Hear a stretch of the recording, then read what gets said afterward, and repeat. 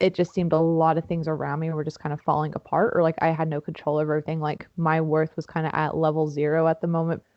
I was sitting here thinking, Lord, why would you want to use me with how broken I am?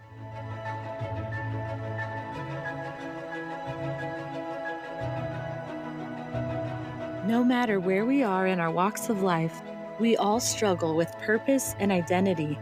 Join us on the search for something better, real hope, peace, and meaning. Welcome to the Something Better podcast with your hosts, Michelle and April.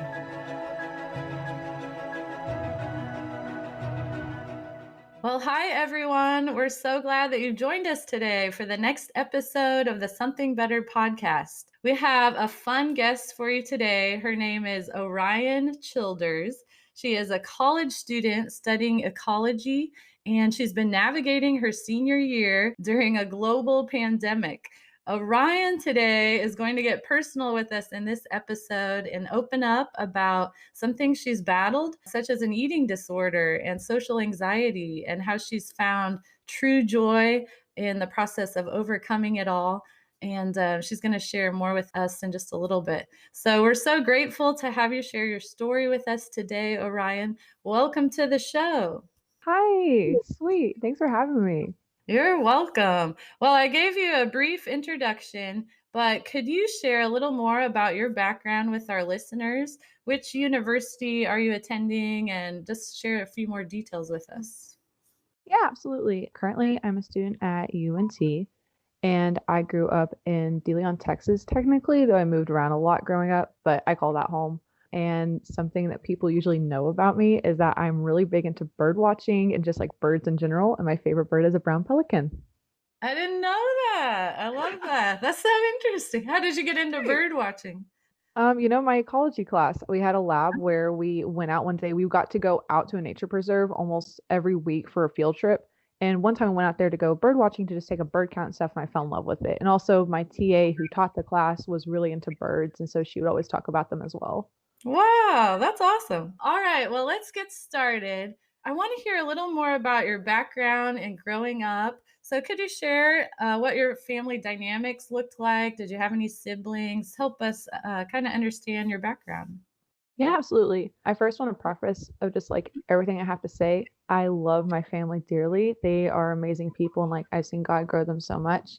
I just think I have to preface that sometimes because then it's like when I go into like family dynamics growing up, they're like, "Oh, was your family actually good to you? Do you love them?" I'm like, "No, I do. Like they're great." But like growing up was different, I feel like than most children did, but that was because like A, we moved around a lot, but also like B, I was the eldest out of four siblings. And so for me, there was just always this kind of like Orion can take care of herself. Orion can make sure that she's doing okay. And I almost in a way had like be a parent majority of the time. Not that like my parents didn't step in, because like I remember like growing up for like a little while there, my mom and dad being super like involved in my life. And even then they still were growing up, but there was like a good chunk of time there where I would get home from school. My mom would just kind of go do her stuff. And then I was kind of left to babysit the siblings and take care of them on top of like taking care of myself. And it was just like a really odd dynamic at moments. And I just felt like I really wasn't able to be there and wasn't able to like go to them emotionally for stuff. Like they were financially like always generous to me. They always took care of me like parents should. But when it came to going to them, whenever I had emotional struggles or mental struggles going on, like they weren't really there for me like the way I needed them to. And so I was kind of like always in my own kind of little bubble or in turning into myself majority of the time. So, it sounds like you had to grow up pretty quickly. And did that put any pressure on you? It put kind of a lot of pressure on me. Like I was kind of the one that was like I had to set the standard for the rest of the siblings. And so I very much was like I had to make straight A's. I had to make sure I was mature in a situation because my parents had to make sure my other siblings were doing okay. And so a lot of times I had to kind of like take a step back in situations and be like, okay, I may need emotional support right now, but like my parents need to take care of my two sisters and my youngest brother right now. So like I need to go take care of myself. I can handle this myself. And so it was like almost this very individualistic mindset I adapted of I don't need anyone else to take care of me because I need to take care of myself. I'm a strong, independent woman in a type of way, you know? So, what kind of, you had mentioned previously, I guess, through those experiences that you had faced some social anxiety. Could you share a little more about what that looked like? Oh yeah, absolutely. So growing up, it was just kind of like I didn't have a lot of friends because of moving around. It was very hard to like keep friends because whenever you move to a different place, you don't really interact with them very much anymore. And so it was kind of like always within the span of like 2 to 3 years, I'd have to make a new set of friends. And you would think that'd make it easier to make friends. And like that has like equipped me like going to college. But whenever you're a kid and you go into a place and you're different than everyone else, and also you had like this pressure on yourself of like, oh shoot, I have to assimilate myself to other people. Like I really want friendships. I really want people to like care for me. And like in this really awkward stage of time of growing up, you're entering into other friend groups that are already formed and already established. And so it's like you're always kind of like, do these people actually like me? Do they not? And like social anxiety looks different for everyone actually. But for me, it was I didn't know how to be a good friend to people. I didn't know how to invest in people. I would get into a room where there'd just be a group of people there and I would want to shut down and just go into the corner and be a wallflower. I didn't want to talk to anyone. I wanted to be by myself because it was easier to be by myself. I was used to it. I could go into my room, draw all day. I could be on the internet if I wanted to. I could read, escape the world. I didn't have to talk to anyone, but I needed to. I wanted relationships. I wanted people. I wanted to like find connections with others because in a lot of ways that's what I was lacking. I just didn't want to acknowledge it because I was strong, independent. I didn't need anyone else. But the reality of it was I really desperately wanted friends. I wanted to be loved because in a lot of ways, while I was loved by my family, I wasn't emotionally loved by my family. So I was just really lonely, like growing up, and it was really sad. Yeah, and we all need love and connection, and that's something, we all ultimately seek out and look for it in some place. So how did you kind of navigate that during these younger years of your life? How did you ultimately find that connection? I really didn't find connection. I didn't find connection to like my high school years when I started going to youth group and I started like learning who God was, I think, in a lot of different ways because easily I could sit here and pinpoint and be like, oh, yeah, I found connection here. Like I found out what joy was here. I found out what love was here. But in reality, it's like I didn't actually experience that till probably like end of my junior year, senior year of high school. And that was because in a lot of ways where I was lacking with the people around me, I found that connection with God, whether or not I fully knew it at the time. What drew you into that? So I had actually moved to De Leon my sophomore year of high school. And at this time, like it being a super small town in Texas, you kind of had like the three local churches that everyone went to. And so there was like one church where like everyone and their mother went to that church. And so obviously I didn't want to go to that because youth group looked like 100 people at that church on a Wednesday night versus the another one that my friend had invited me to that was like 15 people. And so I was making friends with this one girl and she's like, hey, like I go to this youth group. Do you want to come Wednesday night? There's like 15 people there. And I was like, yes, please, smaller crowd. I don't mind that. So what was the church youth group? Was that the social activity because of the size of the town? I mean, otherwise, do you think you would have even been interested? Yeah, I think honestly, that was just kind of like the social, like, yeah, that was what everyone went and did. That's what you did kind of on typical Wednesday night because like being in the Bible Belt of Texas, it's kind of expected that you go to church. My family didn't growing up. And so like that was kind of a big factor for me. But yeah, it was just kind of expected by everyone that you went to church, you went to youth group, especially being in a small southern town. So even if it was like you didn't believe in God, you still went to like youth group. It was like a really weird dynamic. So how did that play into through your high school years? It sounds like you were able to make some connections and through youth group feeling some acceptance and love. And is that where you felt like you made the connection with God? Yeah, actually, it was really cool because I remember going and I wasn't super consistent my sophomore year. I only became consistent my junior year, but in meeting the youth pastor there, it was really sweet because where someone could easily just kind of like brush me off as the new kid and let me go sit in a corner and let me go like do my own thing. I remember him asking me intentional questions and being like, "Hi, you're new. Who are you? What do you like to do?" And just making me feel really seen in a room where like it could have been easy for me not to be seen. And so it was just like there's something different here. He wanted to know me, like he wanted to actually like be my friend and like the assistant youth director at the time too, like really wanted to be my friend and like actually get to know me and invest in my life. And it wasn't just this, oh, you're a face here, that's just a number, but it's like, no, you're a person, you're a valuable person. Like, let me show you that worth. So you'd gotten involved in the youth group, but what happened as you moved into your high school years and in your college years? As I was kind of moving out of my high school years and like into my college years, just like some pivotal things started happening, such as like my junior year actually was at a time where like boys in my class were like really sexually harassing me and making a lot of comments about my weight because I was pretty overweight at the time. Would make a lot of comments about my weight, but then also would make like a lot of sexual jokes toward me, and no one in my class would like actually stand up for me or like say anything about it, which was pretty hard. And then on top of that, my senior year, I remember my very beginning of it, my neighbor ended up committing suicide, and like my family ended up hearing the gunshots and stuff. And so like it just seemed a lot of things around me were just kind of falling apart, or like I had no control over everything. Like my worth was kind of at level zero at the moment because I was like, even these people in my class don't even think I'm worth it to like say anything else otherwise and to be my friend and care for me. And like I had that happen, and whether I realized it or not at the time, I just felt like I was kind of losing and spiraling out of control. I ended up developing an eating disorder then because heaven forbid, I was going to be fat and I was going to be out of control and be depressed all the time because I really want to please people and I really want to put that pressure on myself because I wanted to find my worth in people. I wanted to find my worth in situations around me. I ended up basically like starving myself consistently, and yeah, that ended up occurring. You felt like that gave you some control when you couldn't control the other things Oh yeah. that did. Yeah. Oh yeah, exactly.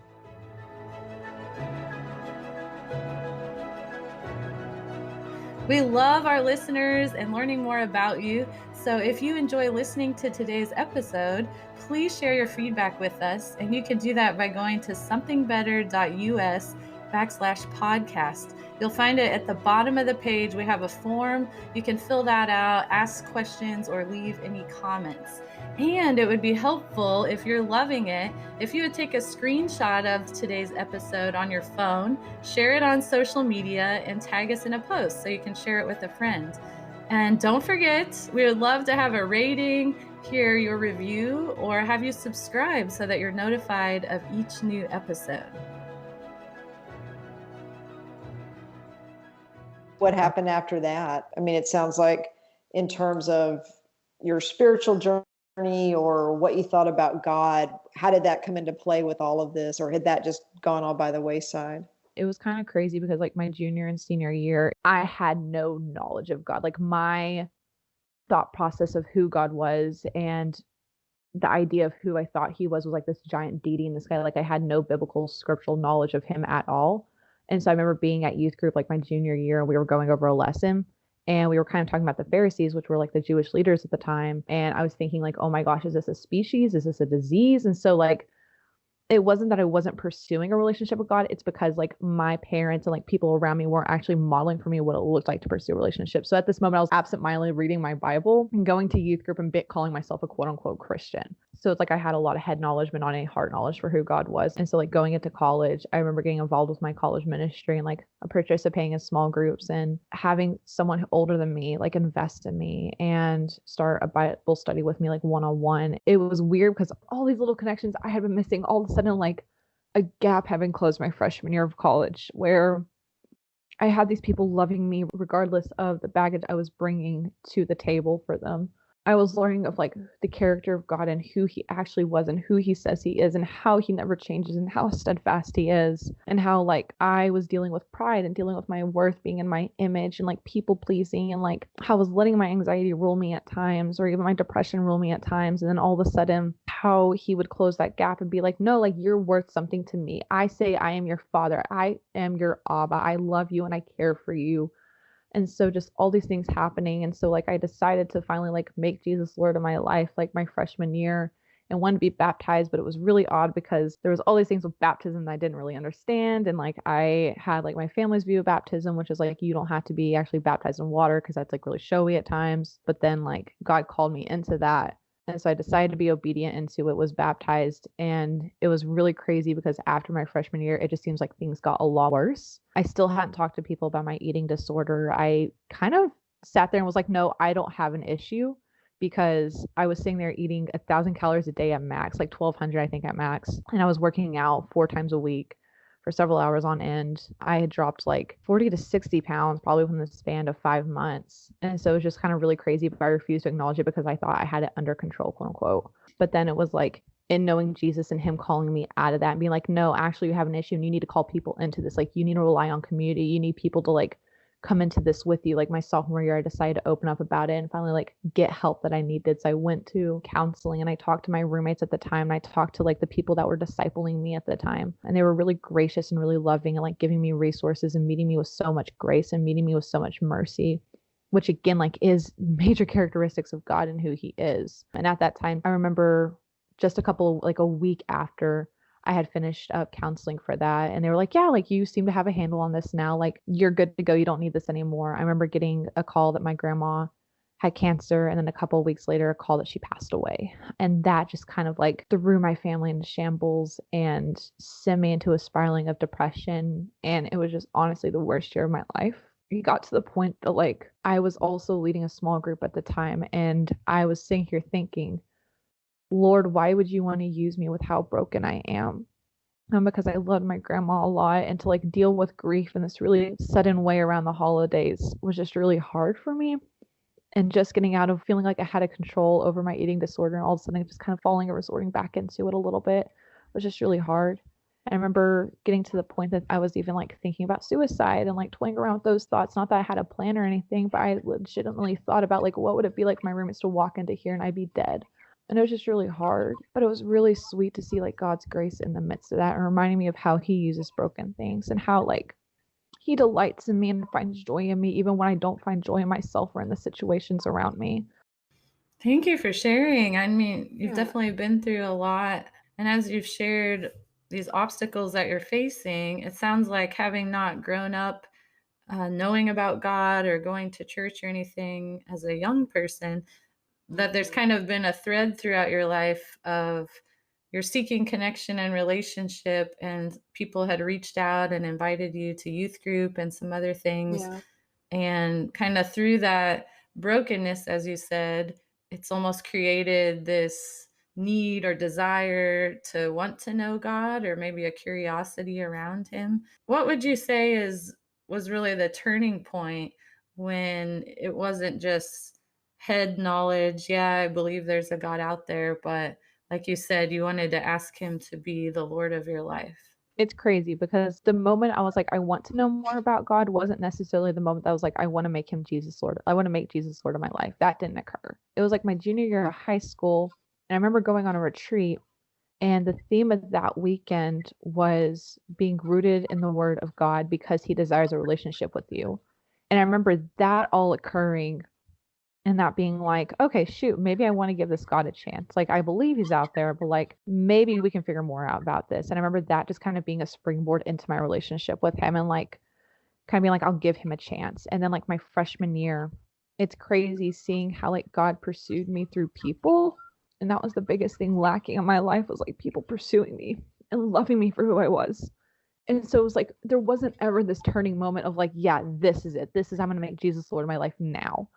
But it was just this continual buildup of him saying who he was and following through with who he said he was.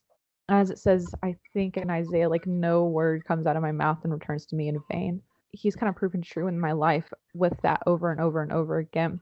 And so to see him like put people in my life that love Jesus wholeheartedly and then pursue me and love me regardless, and I see how different their life is, I was like, yeah, I want this. I really want this. And I remember sitting on my door my freshman year, like in December, and just sitting there being like praying for the first time, like legitimately praying and not just like saying and rehearsing these words that like were given to me, but being like, okay, like Lord, what do you want to say to me? And actually spending time in scripture and getting to know who he was and seeing him show up in my life and like bring that into fruition. And so I think that was the biggest thing. It was like, he isn't a God that just sits here and strings you along. He's a God who says and declares who he is, which is good. And he follows up with that, which is more than any broken person in the world can say.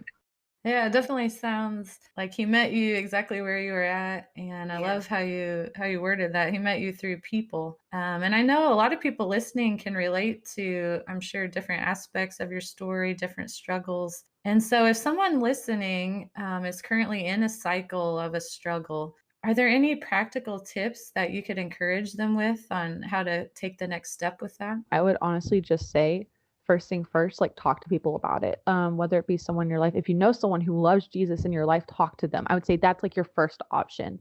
And if there aren't really any people in your life that love Jesus, that's okay too. Like talk to someone, find someone you trust.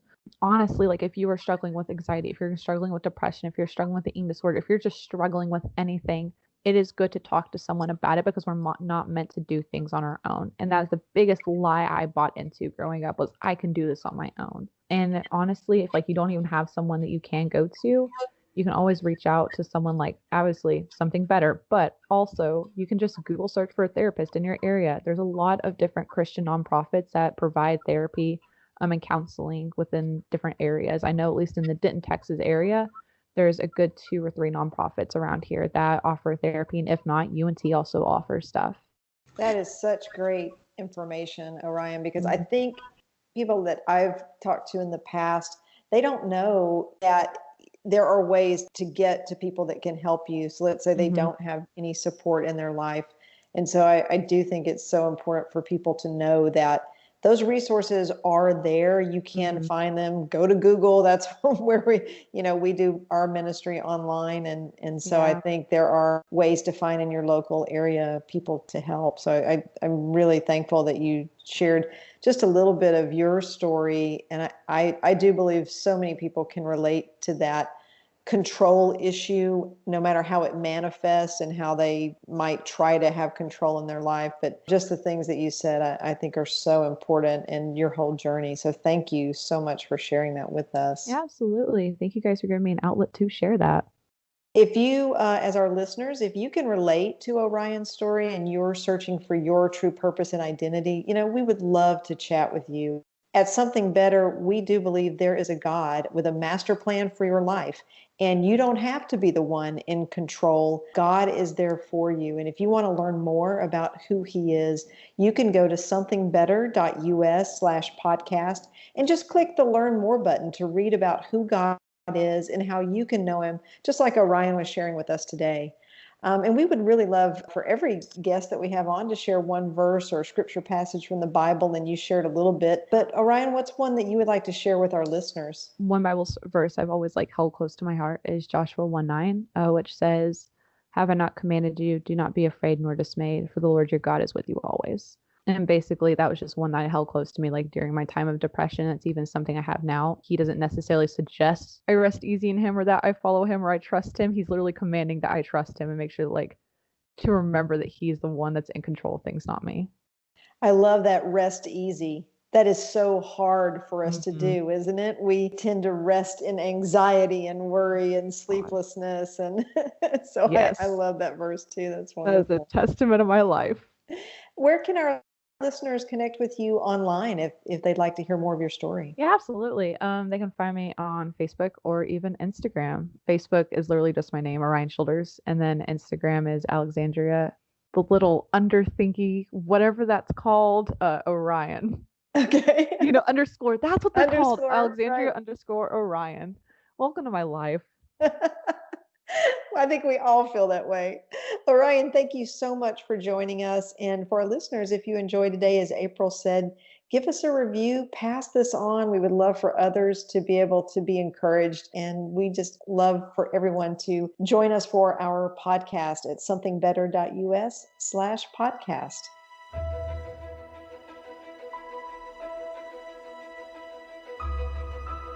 Jesus truly is something better, the answer to our search for meaning and identity. He can bring real purpose and joy to your life.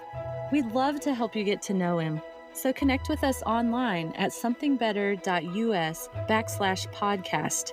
And if you're ready to begin a relationship with him today, just click the Learn More button. On our site, you'll also find previous episodes, and you can share your feedback with us in a voice message. We release a new episode every 2 weeks, so be sure to subscribe on iTunes, Google Play, Spotify, or wherever you listen. Did you enjoy today's episode? Take a screenshot of the episode on your phone and tag us on Instagram at @FindSomethingBetter. We'd love your help in sharing this great content with others. Thanks for joining us today. See you next time.